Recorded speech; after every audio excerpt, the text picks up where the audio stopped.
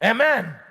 Kwa hiyo kila mmoja, ninatamani asubuhi ya leo na muda huu, kila mmoja aanze kumpiksha Mungu kama Mungu mwenye nguvu, aanze kumpiksha Mungu kama Mungu wa maagano. Kwa namna yoyote amesema atatuponya magonjwa yetu yote. Huo ugonjwa ni nini? Yeye kama ameshaahidi, anaangalia ahadi yake, anaangalia agano lake apate kulitimiliza. Amesema sitayaweka magonjwa ya Misri. Kwa hiyo magonjwa sio sehemu yake ndani ya mwili wangu. Amesema hakuna mtu, kuna mwingine amejenga nyumba, lakini kwenye hiyo nyumba halali, anapata wasiwasi, anajikuta anateseka kwenye nyumba aliyoijenga mwenyewe. Sikia nikwambie, Biblia inasema ya kwamba tutajenga nyumba na kulala, wala hatutakuwa na hofu. Kwa jina la Yesu, ikiwa kuna jambo lolote linaloleta hofu kwenye maisha yako, tunaenda kumwita Mungu mwenye nguvu asubuhi ya leo akatupiganie. Ikiwa hata ni ndoa,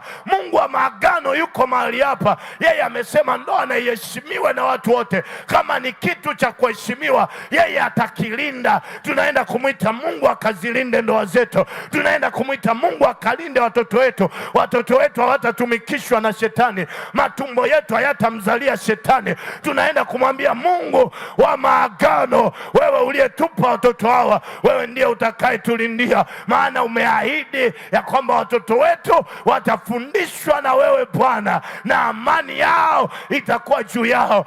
Bwana mwenye uweza, tunaomba amani yako ikawe juu ya uzao wetu. Wewe Mungu mwenye nguvu, ukatulindie watoto wetu, ukatulindie biashara. Akijifunua kama Mungu mwenye nguvu, hata hiyo biashara, yani hakuna namna yoyote wachawi watakaa kwa watoto wa CCC. Hakuna namna yoyote, yani haiwezekani.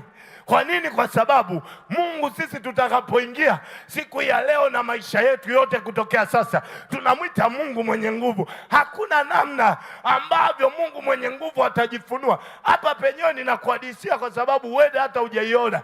Mungu anapomtokea Abraham hawezi kustahimili. Mtu apendwaye na Mungu anaambiwa Abraham anaanguka kifudifudi kwa ule utukufu. Akishuka Mungu na utukufu wake, mashetani, wachawi, waganga, washirikina, wanajimu wataanguka kifudifudi. Watasema kwa hakika watu hawa wana Mungu. Kwa hakika watu hawa si wa kawaida. Hata kama yamekuja kwenye ofisi yako. Nina mzee wangu mmoja amestaafu miaka michache iliyopita. Yule mzee alikuwa anampenda Mungu sana. Siku moja anaingia ofisini, watu kumbe wameshamtangulia, wameingia kichawi kwenye ofisi yake. Wameingia kichawi kwenye ofisi yake, wakafungua draw, wakaweka liilizi. Liilizi linapumua hivi. Kuna watu hawajui kama liilizi kuna namna linapumua. Mungu amekusaidia wewe ambaye hujayaona hayo, sisi tumeyaona.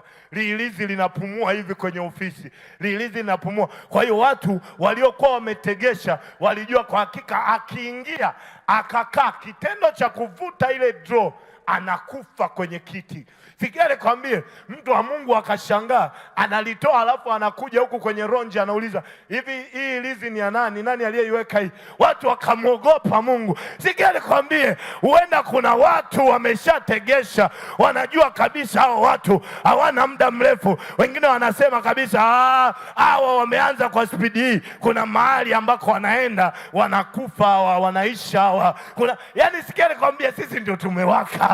Kuna namna ambavyo Mungu mwenye nguvu anaenda kutengeneza mazingira yake. Yani kila atakayesikia habari zetu ataanza kushangaa, hivi ndio hao walioanza kama wanyonge? Sikia nikwambie, sisi sio wanyonge, tunaye Mungu mwenye nguvu. El Shaddai yuko pamoja nasi asubuhi ya leo. Ninatamani El Shaddai akajifunue kwenye maisha yako. Yani ninatamani siku moja tunaenda Tanga.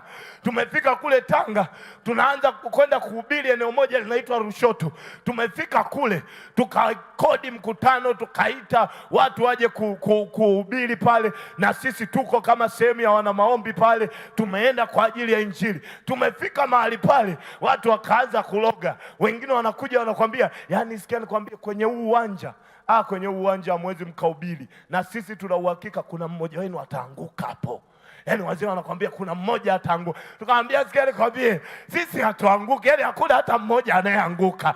Yaani iwe mmeroga, mzee mwingine anapita katikati ya uwanja, anagonga gonga fulani hivi, anagonga gonga. Sisi tunaambia we gonga, maliza, ondoka. Akashangaa tumehubiri siku ya kwanza hadi siku ya 7 na Yesu akajitukuza na watu wakaokoka na watu wakaponywa. Huyu Mungu tuliye naye ninatamani kila mmoja amuone na amtengenezee picha, ampikche Mungu kwa namna ya kwamba yeye ni Mungu mwenye uweza wote.